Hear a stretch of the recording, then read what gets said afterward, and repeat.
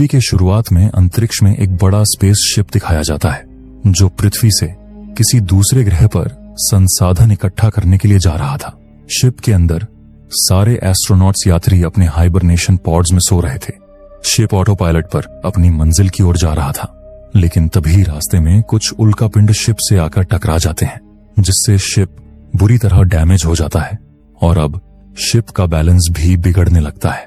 इसलिए शिप का AI system सारे एस्ट्रोनॉट्स का पॉड शिप से लॉन्च कर देता है और पास वाले किसी अनजान प्लैनेट पर इनकी इमरजेंसी लैंडिंग होने लगती है।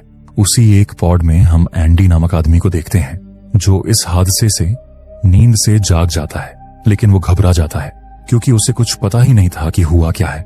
वो कुछ समझ पाता कि तभी पॉड के रोबोटिक आर्म्स उसे स्पेस सूट पहनाते हैं और लैंडिंग के लिए उसे तैयार करते हैं। एंडी जब बाहर की ओर देखता है तो उसे अपनी तरह कई सारे पॉड्स दिखते हैं, जिससे एंडी परिस्थिति को समझ जाता है। इन लोगों के पॉड्स तेजी से उस अनजान प्लैनेट की ओर बढ़ रहे थे, लेकिन इनके पॉड्स की स्पीड इतनी थी कि उनमें आग लग जाती है। पर एंडी का पॉड किसी तरह से सरवाइव कर जाता है और उस प्लैनेट की ओर जाने लगता है, लेकिन एंडी का पॉड जाकर सीधा एक पहाड़ी से टकराता है, जिससे इनकी क्रैश लैंडिंग होती है और एंडी बेहोश हो जाता है। लेकिन एंडी अभी भी सही सलामत था।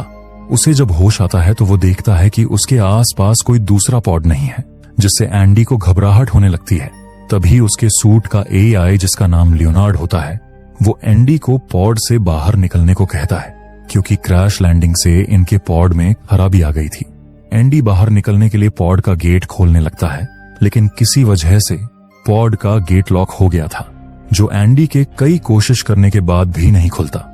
इसलिए एंडी पॉड का कांच तोड़ने की कोशिश करता है, लेकिन वो कांच बहुत मजबूत थी, उसे तोड़ना बहुत मुश्किल था। तभी एंडी अपने इमरजेंसी किट को चेक करता है ताकि वो किसी चीज की मदद ले सके, लेकिन एंडी देखता है कि उसके किट में कई टूल्स और फ्लेयर गन्स भी मिसिंग। क्योंकि एंडी एक मामूली इंजीनियर था, इसलिए उसे वो स्पेशलिटी नहीं दी गई थी जो बाकी लोगों को थी। जिसके बाद एंडी फायर एक्सटिंग्विशर से उस कांच को तोड़ देता है और पॉड से बाहर निकलने लगता है, लेकिन तभी वो पॉड एक तरफ पलट जाता है। इसीलिए एंडी डरकर वापस पॉड में आ जाता है, लेकिन उस दौरान उसका सूट कांच में फंसकर फट जाता है, जिससे सूट में मौजूद ऑक्सीजन तेजी से लीक होने लगती है। लेनर्ड तुरंत एंडी को चेतावनी देता है। एंडी जल्दी से सूट की फटी जगह पर रिपेयरिंग स्प्रे करता है, जो सूट को बाहर से पूरा सील कर देता है। जिसके बाद एंडी बड़ी मुश्किलों से उस पॉड से बाहर निकलता है और मदद की आस में अपनी नजर इधर उधर घुमाता है, लेकिन दूर दूर तक कोई नहीं था। तभी एंडी को आसमान में उनका डैमेज शिप दिखता है, जो आकर सीधा इस प्लैनेट पर क्रैश होता है। फिर एंडी लेनर्ड से पूछता है कि हम कहां और किस प्लैनेट पर हैं। तब लेनर्ड उसे बताता है कि यह एक अनजान प्लैनेट है, इसकी कोई भी जानकारी इंसानों के पास नहीं है। ये सुनकर एंडी और परेशान हो जाता है, पर एंडी की नजर दूर किसी चमकते हुई चीज पर जाती है, इसलिए एंडी वहां जाने का फैसला करता है। कुछ आगे जाकर एंडी को रास्ते में अपने शिप का जलता हुआ मलबा मिलता है और वहीं पर उसे एक पॉड भी दिखता है, लेकिन उसमें कोई नहीं था। एंडी उस पॉड से अपने आगे के सफर के लिए ऑक्सीजन टैंक निकालने लगता है, पर उसी दौरान अचानक एंडी के सामने लाश आती है, जिसे देखकर एंडी काफी डर जाता है। लेकिन एंडी ने पॉड से वो ऑक्सीजन टैंक निकाल लिया था, पर एंडी देखता है कि वो ऑक्सीजन टैंक एक साइड से टूट गया था, जिससे सारी ऑक्सीजन निकल गई थी। इसलिए एंडी उदास होकर वापस उस चमकती हुई चीज की ओर निकल जाता है। पर एंडी एक चीज को नोटिस नहीं करता कि उस पॉड पर किसी नाखून के निशान थे। जिसके बाद एंडी तूफान से बचते हुए आखिरकार उस चमकती हुई चीज तक पहुंच जाता है, जिसे देखकर एंडी बहुत खुश होता है, क्योंकि वो दरअसल लाइट्स थी जिसे ड्वेन नामक एस्ट्रोनॉट ने लगाई थी। ड्वेन भी अपने सामने किसी को जिंदा देख खुश होता है। ड्वेन ने कई सारे उपकरण जमा किए थे, जिनकी मदद से वो धरती पर मैसेज भेज रहा था। ड्वेन कहता है कि मुझे पहले ही शक था कि ऐसा कुछ होने वाला है, क्योंकि कंपनी ने अपने पैसे बचाने के लिए शॉर्टकट रास्ते से इन्हें भेजा था, यह पता होकर भी कि इस रास्ते में उल्कापिंड की संख्या ज्यादा है और वो शिप से टकरा सकते हैं। जिस पर एंडी कहता है कि फिर हम अब क्या करें। ड्वेन कहता है इंतजार के सिवा हमारे पास कोई रास्ता नहीं है, क्योंकि हम अभी धरती से बहुत दूर हैं। जिस वजह से हमारा मैसेज धरती पर जाने में कम से कम 8 महीने लगेंगे। और अगर उन्होंने सबसे तेज शिप हमारे लिए भेजी तब भी उन्हें यहां आने में 1.5 से 2 साल लगेंगे।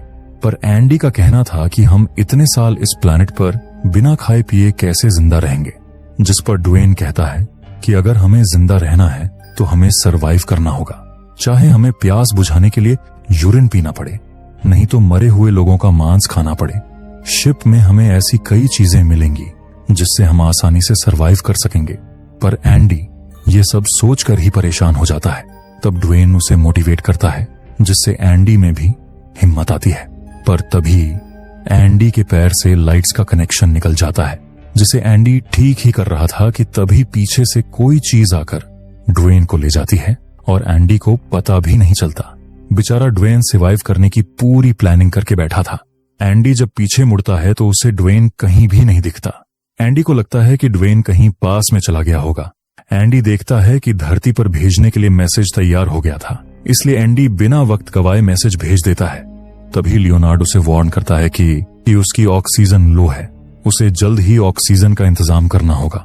इसलिए एंडी शिप पर जाने के बारे में सोचता है, क्योंकि ड्वेने ने उसे बताया था कि शिप पर सरवाइव करने के लिए कई चीजें हैं और शायद उसे वहां ऑक्सीजन टैंक भी मिले। एंडी काफी देर से ड्वेन का इंतजार कर रहा था, लेकिन उसे ऑक्सीजन की अर्जेंट जरूरत थी, इसलिए एंडी शिप की ओर निकल पड़ता है। जाते जाते एंडी ड्वेन की फ्लेयर गन भी अपने साथ ले लेता है। रास्ते में जाते हुए एंडी बचे हुए लोगों से संपर्क करने की कोशिश करता है, लेकिन उसका कांटेक्ट किसी से भी नहीं होता। इसलिए एंडी फ्रस्ट्रेशन में चिल्लाने लगता है। तभी उसे किसी की आवाज आती है। उसका कांटेक्ट एक नाओमी नामक लड़की से हुआ था। नाओमी उसे कहती है कि मुझे मदद की जरूरत है, मेरा पैर बुरी तरह पॉड में फंसा हुआ है, जिस वजह से वह पॉड के अंदर ही फंसी थी। नाओमी कहती है कि मैं बिना किसी मदद के यहां से नहीं निकल पाऊंगी, प्लीज यहां आकर मेरी मदद करो, जिसके लिए एंडी तैयार होता है। लेकिन जब नाओमी अपनी लोकेशन भेजती है तो लियोनार्ड एंडी को वहां जाने से मना करता है, क्योंकि एंडी की ऑक्सीजन अब बहुत लो हो गई थी। इतनी ऑक्सीजन में नाओमी तक जाना मुश्किल था।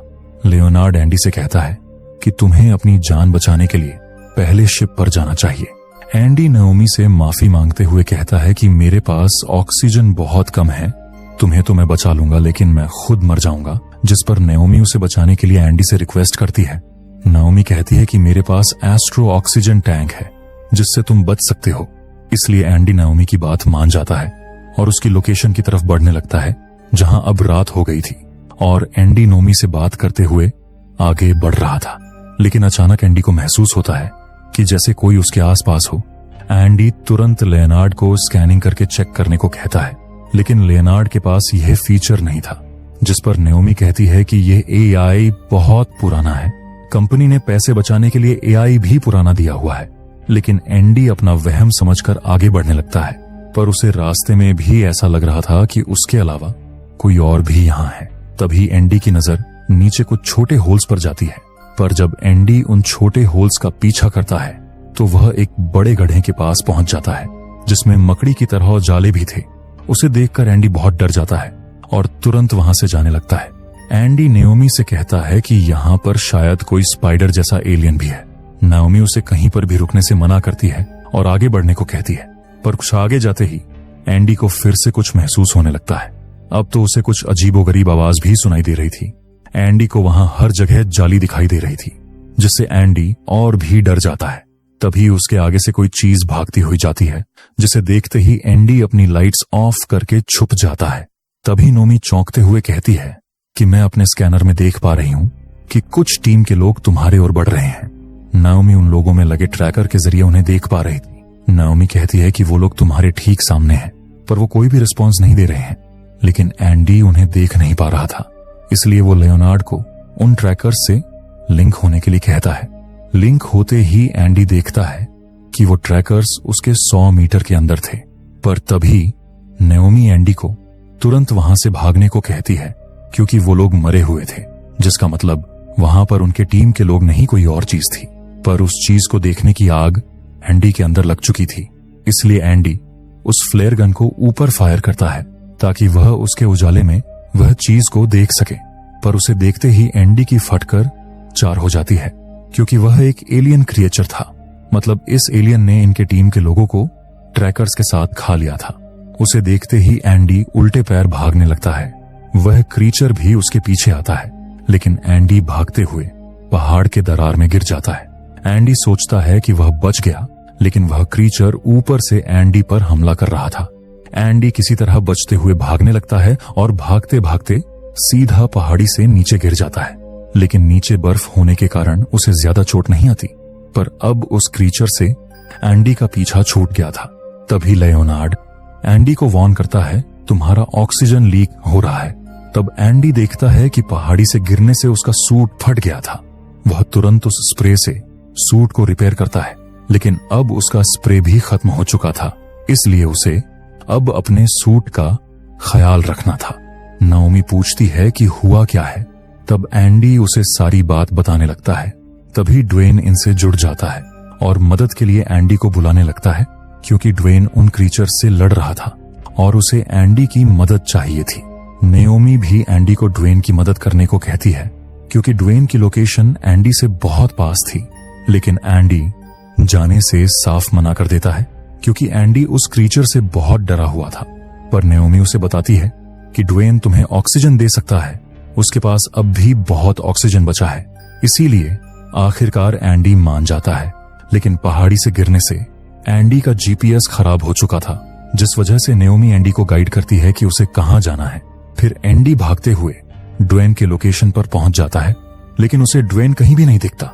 तभी ड्वेन फ्लेयर गन फायर करके एंडी को अपने पास बुलाता है। एंडी ड्वेन को देखते ही भागकर उसके पास जाने लगता है, लेकिन तभी अचानक वह क्रीचर ड्वेन पर हमला कर देता है। उसे देखते ही एंडी तुरंत एक पॉड के पीछे छुप जाता है और उसके सामने ही वह क्रीचर ड्वेन को चीर फाड़ देता है।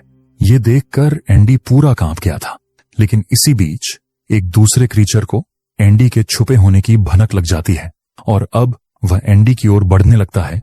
एंडी की धड़कन अब तेज हो गई थी, लेकिन तभी वहां का एक पॉड स्टार्ट हो जाता है और उसमें लाइट्स ब्लिंक होने लगती हैं, जिससे वो क्रीचर उस पॉड पर हमला कर देता है। पर उसे वहां कुछ नहीं मिलता, इसलिए वो क्रीचर वापस वहां आता है जहां एंडी छुपा हुआ था, लेकिन उसे वहां कोई भी नहीं दिखता। एंडी वहां से गायब हो चुका था। तभी हम एंडी को एक दूसरे पॉड के अंदर छुपे हुए देखते हैं। दरअसल नाओमी ने ही उस पॉड को शुरू किया था, ताकि क्रिएचर डिस्ट्रैक्ट हो जाए और एंडी को छुपने का समय मिल सके। नाओमी टीम की सुपरवाइजर थी, जिस वजह से उसके पास सारे पॉड्स के कंट्रोल्स थे। अब नाओमी और एक पॉड को स्टार्ट करने का फैसला करती है, ताकि वो क्रीचर एंडी से दूर चले जाएं। लेकिन नाओमी गलती से उसी पॉड को स्टार्ट कर देती है जिसमें एंडी छुपा हुआ था, जिससे उस पॉड की लाइट्स ब्लिंक होने लगती हैं और अब वो क्रीचर उस पॉड की ओर आने लगते हैं। उस पॉड में एक लाश भी थी जो बड़ी प्यार से एंडी को देख रही थी, पर उसे देखकर एंडी की ओर फट जाती है। बेचारा एंडी स्थिति को बताते हुए नाओमी को पॉड ऑफ करने के लिए कहता है, लेकिन किसी वजह से पॉड ऑफ नहीं हो रहा था। जहां एंडी अब सोच चुका था कि उसकी मौत निश्चित है, लेकिन तभी नाओमी वहां पर मौजूद सारे पॉड्स को ऑन कर देती है, जिससे वो क्रीचर कंफ्यूज हो जाते हैं और सारे पॉड्स पर हमला करने लगते हैं। इसी बात का फायदा उठाकर एंडी अपनी पूरी ताकत लगाकर भागने लगता है, पर तब भी वो क्रीचर एंडी को देख ही लेते हैं और उसका पीछा करने लगते हैं। जहां एंडी भागते हुए एक जगह पर गिर जाता है और अब उसके बचने का कोई रास्ता नहीं था। पर वो क्रीचर एक कदम भी आगे नहीं बढ़ाते और वहीं से वापस चले जाते हैं। एंडी को ये कुछ अजीब लगता है, पर तभी वो नोटिस करता है कि वो भागकर किसी फॉग वाले एरिया में आ चुका था। तभी उसे जुगनू दिखाई पड़ते हैं, जो बहुत सुंदर थे, जिन्हें देखकर एंडी को बहुत अच्छा लगता है। पर तभी वो सुंदर जुगनू लाल हो जाते हैं और एंडी पर हमला करने लगते हैं। एंडी किसी तरह उनसे पीछा छुड़ाता है और आगे की ओर बढ़ने लगता है, जहां नाओमी कहती है कि इन्हीं जुगनुओं से वो क्रीचर डरते होंगे, जिस वजह से वो भाग गए। लेकिन तभी एंडी को किसी के गुर्राने की आवाज आने लगती है। एंडी कहता है कि वो जुगनुओं से नहीं, किसी दूसरी चीज से डर कर भागे हैं। जरूर यहाँ पर कुछ भयानक है, और एंडी का यह अनुमान बिल्कुल सही था। अचानक जमीन के अंदर से एक क्रीचर मुंह खोलता है और एंडी को निगलने लगता है। उस क्रीचर ने एंडी को इस तरह से जकड़ा था कि एंडी हिल भी नहीं पा रहा था। नाओमी को समझ नहीं आ रहा था कि एंडी के साथ हो क्या रहा है, और देखते ही देखते वो क्रीचर एंडी को पूरा निगल जाता है। एंडी अब उस क्रीचर के मुंह में था। एंडी इतना पैनिक हो जाता है कि उसे हार्ट अटैक आने लगता है। इसलिए लियोनार्ड उसे इलेक्ट्रिक शॉक देता है, लेकिन उस शॉक का झटका उस क्रीचर को भी लगता है। वो शॉक इतना पावरफुल था कि वो क्रीचर एंडी को अपने मुंह से उगल देता है। एंडी को यकीन नहीं होता कि वो मौत को छूकर वापस आ गया। एंडी उस क्रीचर से बचने के लिए एक केव में घुस जाता है, लेकिन वो केव उन्हीं जुगनुओं की थी जो एंडी को देखते ही लाल हो जाती हैं और उस पर अटैक करने लगती हैं। उनसे बचकर एंडी किसी तरह रेंगते हुए केव की दूसरी साइड से निकल जाता है और उस फॉग वाली जगह से छुटकारा पाता है। तभी लियोनार्ड उसे बताता है कि तुम्हारे पास सिर्फ 3% ऑक्सीजन बची हुई है। इतनी कम ऑक्सीजन में तुम नाओमी तक नहीं पहुंच पाओगे। शिप तुम्हारे लोकेशन से पास है, तुम्हें शिप की तरफ जाना चाहिए। नाओमी भी एंडी को शिप पर जाने के लिए कहती है, लेकिन एंडी पहले नाओमी को बचाने का फैसला करता है क्योंकि वो क्रीचर्स पॉड्स पर अटैक कर रहे थे, जिससे नाओमी की जान को खतरा था। इसलिए एंडी भागते हुए नाओमी की तरफ जाने लगता है, जहां अब उसकी सारी ऑक्सीजन खत्म हो चुकी थी। पर वो खुद को संभालते हुए आगे बढ़ता है और आखिरकार नाओमी तक पहुंच जाता है। पर अब एंडी को सांस लेने में बहुत दिक्कत आ रही थी, लेकिन नाओमी जल्दी से पॉड का दरवाजा खोलकर उसे नया ऑक्सीजन टैंक देती है और तब जाकर कहीं एंडी को राहत मिलती है। जिसके बाद एंडी नाओमी का फंसा हुआ पैर निकालने लगता है, पर उसका पैर इस कदर फंसा हुआ था कि जो हिलने का नाम ही नहीं लेता। कई कोशिशों के बाद भी एंडी जब पैर नहीं निकाल पाता, तब वो नाओमी की इमरजेंसी किट चेक करता है, तो उसमें सारे टूल्स थे जो उसके किट में नहीं दिए गए थे। एंडी उसमें से एक टूल लेता है और उसकी मदद से नाओमी के फंसे पैर को निकाल देता है। फिर यह दोनों पॉड से बाहर निकलते हैं, जहां एंडी पॉड से फ्लेयर गन और जरूरत की चीजें अपने साथ ले लेता है। लेकिन नाओमी का पैर घंटों तक फंसे होने के कारण उसके पैर में दर्द हो रहा था, जिससे उसे चलने में तकलीफ हो रही थी। इसलिए एंडी उसके पैर पर एक रॉड बांध देता है ताकि उसके पैर को सपोर्ट मिले। नाओमी जान बचाने के लिए एंडी का शुक्रिया अदा करती है। तभी इन दोनों की नजर उन क्रीचर्स पर जाती है जिन्होंने इन दोनों को चारों तरफ से घेर लिया था। इसलिए ये दोनों तेजी से शिप की ओर भागने लगते हैं। वो क्रीचर भी हाथ धोकर इनके पीछे पड़ जाते हैं, पर नाओमी पैर के दर्द से ज्यादा भाग नहीं पा रही थी। इसलिए वो अपने एआई को उसके अंदर दवाई इंजेक्ट करने के लिए कहती है ताकि उसे दर्द महसूस ना हो और वो तेजी से भाग पाए। जहां भागते हुए ये लोग शिप तक पहुंच जाते हैं, लेकिन तभी नाओमी अनबैलेंस्ड होकर नीचे गिर जाती है। एंडी उसे संभाल लेता है और वो दोनों फिर से भागने लगते हैं। पर इतने वक्त में वो क्रीचर्स इनके बहुत पास आ गए थे। उनसे बचने के लिए ये दोनों शिप के मलबे में भागने लगते हैं, लेकिन एक जगह आकर ये दोनों अटक जाते हैं और अब वो क्रीचर्स भी इन्हें घेर लेते हैं। नाओमी उन्हें डराने के लिए फ्लेयर गन चलाती है, जिससे वो क्रीचर घबराता तो नहीं, लेकिन वो उस रोशनी के पीछे भागने लगता है। इसे देख नाओमी को एक आइडिया आता है। वो बाकी क्रीचर्स को भी इसी तरह डिस्ट्रैक्ट करती है और मौका देखकर भागते हुए शिप के अंदर आ जाते हैं। लेकिन तब तक उन क्रीचर्स को पता चल जाता है कि उनका बुरी तरह काटा गया है। इसलिए सारे क्रीचर्स अब फिर से इनकी ओर बढ़ने लगते हैं। वही ये लोग शिप के अंदर तो आ गए थे, लेकिन नाओमी को शिप का गेट बंद करने में काफी वक्त लग रहा था। इसलिए एंडी को अब टेंशन आ जाता है और देखते ही देखते उन क्रीचर्स का ग्रुप इन पर हमला कर देता है। लेकिन नाओमी वक्त पर गेट बंद कर देती है, जहां उस गेट के बीच आकर एक क्रीचर मारा जाता है। उसकी मौत से एंडी ऐसा रिएक्ट करता है कि मानो उसे सुकून मिल गया हो। जिसके बाद ये दोनों शिप के अंदर जाने लगते हैं, जहां क्रैश होने के कारण शिप बहुत डैमेज हो गया था। ये लोग देखते हैं कि शिप की लाइट्स चालू थी, जिसका मतलब बैकअप जनरेटर काम कर रहा था। ये लोग जाकर कार्गो होल्ड को चेक करते हैं, जिसमें ऑक्सीजन का स्टॉक इतना था कि वो 10 साल तक यहां रह सकते थे और शिप का एटमॉस्फेयर भी स्टेबल था। मतलब ये लोग बिना हेलमेट के भी यहां सांस ले सकते थे, जिसे देख ये लोग बहुत खुश होते हैं। लेकिन तभी इन्हें नीचे खून के निशान दिखते हैं। ऐसा लग रहा था कि कोई लाश घसीट कर वहां से ले गया हो। ये लोग हिम्मत करते हुए उस निशान के पीछे जाते हैं। वहां जाकर इन्हें इंसानी टुकड़े और जाली दिखती है। ये लोग समझ जाते हैं कि कुछ गड़बड़ है और तभी वहां एक क्रीचर आ जाता है, जिसे देखते ही ये लोग अपनी लाइट्स ऑफ करते हुए छुप जाते हैं। वो क्रीचर वहां आकर इंसानी हड्डी और हेलमेट को अपने पेट से बाहर निकालता है, लेकिन उसमें एक हेलमेट ड्वेन का था, जिसे देख ये दोनों कांप उठते हैं। जिसके बाद वो क्रीचर वहां से चला जाता है। यह सही मौका समझकर ये लोग वहां से निकलने लगते हैं, पर तभी वहां और एक क्रीचर आ टपकता है, पर वो क्रीचर इन्हें नहीं देखता, इसलिए ये दोनों उल्टे पैर निकलने लगते हैं। पर एंडी की गलती से वहां आवाज हो जाती है और वो क्रीचर इन्हें देख लेता है। पर एंडी नोमी को लेकर पीछे एक एयरलॉक में घुस जाता है और गेट को लॉक कर देता है, लेकिन वो क्रीचर गेट को ही तोड़ने लगता है।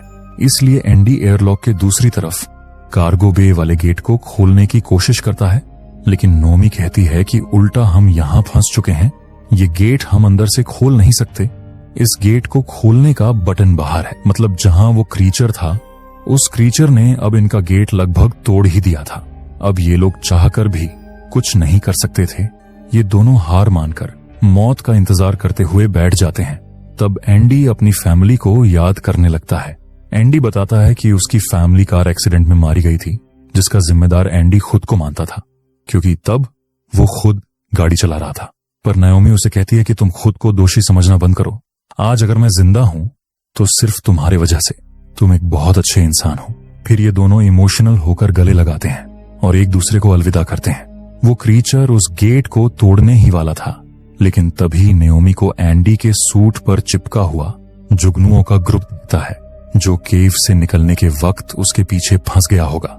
उसी वक्त वो क्रीचर उस गेट को तोड़कर अंदर आ जाता है, पर तभी नाओमी उस जुगनुओं को उस क्रीचर के ऊपर फेंक देती है, जिससे वो जुगनू उस पर हमला करने लगते हैं। इसी वक्त में ये लोग बाहर जाकर उस बटन को प्रेस कर देते हैं, जिससे कार्गो बे का गेट खुल जाता है और ये दोनों भागकर कार्गो बे की ओर जाने लगते हैं।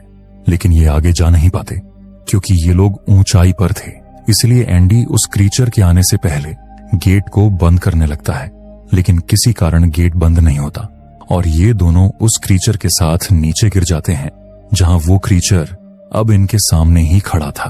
पर तभी एंडी नोमी का गिरा हुआ सूट रिपेयरिंग स्प्रे देखता है और उसे उठाकर क्रीचर के मुंह पर फेंकता है, जिससे उस क्रीचर का मुंह चिपक जाता है और इसी का फायदा उठाकर ये दोनों भागने लगते हैं। पर वो क्रीचर खुद को संभालकर वापस इनके पीछे आने लगता है, जहां एक जगह आकर ये दोनों गिर जाते हैं।